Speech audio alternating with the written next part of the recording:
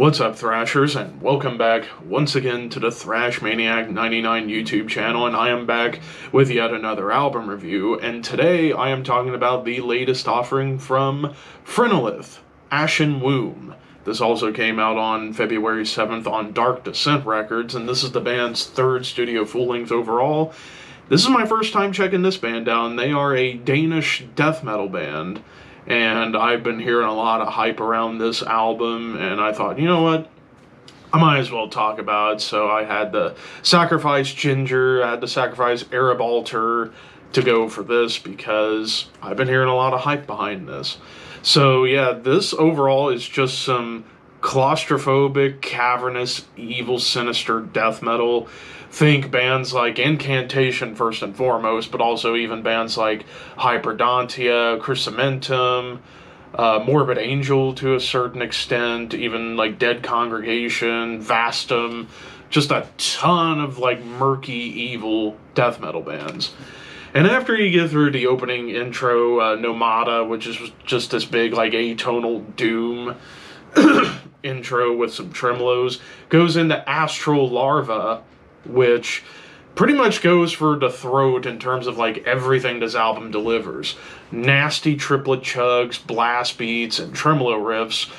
And honestly, that's kind of the main mode on this album. It's just all about the blasts, the tremolos, just to make it sound as cavernous as possible. Although on this track, and really kind of peppered in across the board on this entire album, some of these tremolo riffs get into the higher end on the guitars, which gives it more of that like black metal sense. So you can almost call this a blackened death metal album to a certain extent, because of just how evil and murky those like higher end tremolo riffs get. And then A Husk Hung Dry, this is really where the Incantation influence comes in. Like the opening blasts and tremolos made me think of old Incantation, like particularly Onward to Golgotha, Diabolical Conquest, Mortal Throne of Nazarene, like that 90s era of Incantation. It really made me think of that in a big way. And this is really where you get like the big giant like Trey Azektuth squealy dive bomb solo that's atonal and just adds to the chaos. Although grooves kind of get peppered in on a few of these songs to kind of add variety to the tempos, as opposed to just going like triplet chugs or like just going super fast with blast beats. You get like some actual groove. And even the tremolos kind of turn a little bit more melodic, not like pretty melodies, like evil melodies.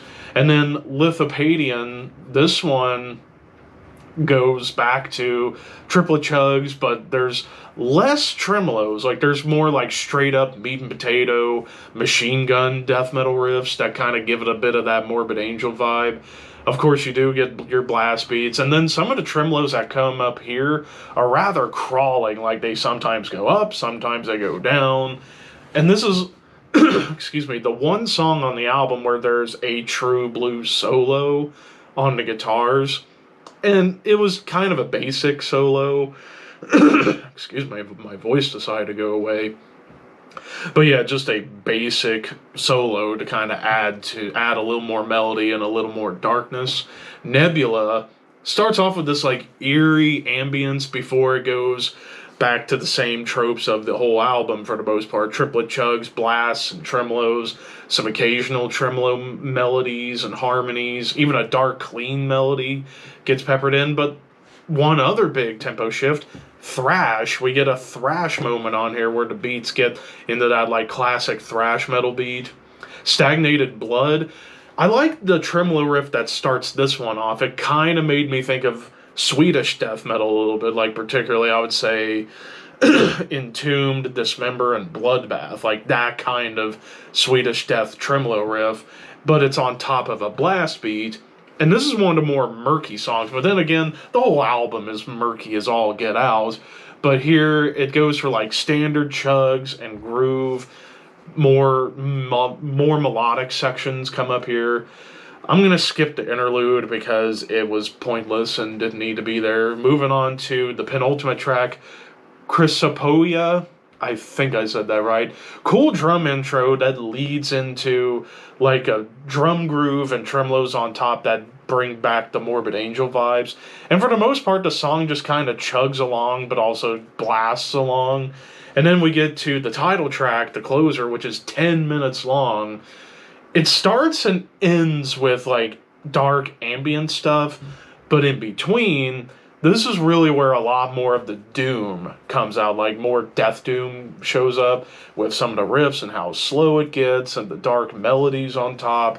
Although it does have a couple moments where the grooves lumber. Like the first one's definitely more doomy, whereas the one towards the end on top of a tremolo riff kind of gives it a bit of a Gatecreeper vibe. But of course, you do get some tremolos, blasts going on top. But there's one particular tremolo melody that shows up here that's rather somber sounding, like it sounds sad on top of this like evil murk and filth that's going on. Even some like atonal clean melodies on top of some doom, which was rather cool to hear. Production wise, this album is raw, it is nasty, but at the same time, I will say a little bit muddy. Maybe that's part of the appeal, but for me, I wasn't the biggest fan of the muddy production on here, but the mix is fairly well balanced. Like, you can hear the bass, you can hear everything, it's just going for this cavernous feel. However, the big issue I had with this album was that it was pretty formulaic pretty quickly. Like, from Astral Larva, like that, Lithopadian, Nebula, like those songs all just kind of sound very similar because they're all going for the same idea, and that's triplet chugs, blasts, tremolo riffs. It just, I wish there was a little bit more variety within those songs. Granted, they do implement a little bit of variety, whether it be through adding a little bit more melody or just adding more heft to everything. I'm not saying they're bad, I'm just saying they all kind of run into each other. But thankfully, there is plenty of other stuff on this album that keeps it from sounding a little bit stagnant. So overall, I'm going to give this a 3.5. I still think this is pretty good stuff for my first time checking this band out. I liked what I heard. I just wish that there could have been a little bit more variety in the songwriting and the structures, and also if the production wasn't as muddy. But keep it raw, but just make sure like everything's still like there to hear, if that makes any sense. But of course, those are just my opinions. What did you guys think? Let me know in the comments below. Don't forget to like, comment, share, subscribe, all that fun stuff. But until next time, thank you for watching, keep your horns high, and your dreams wet.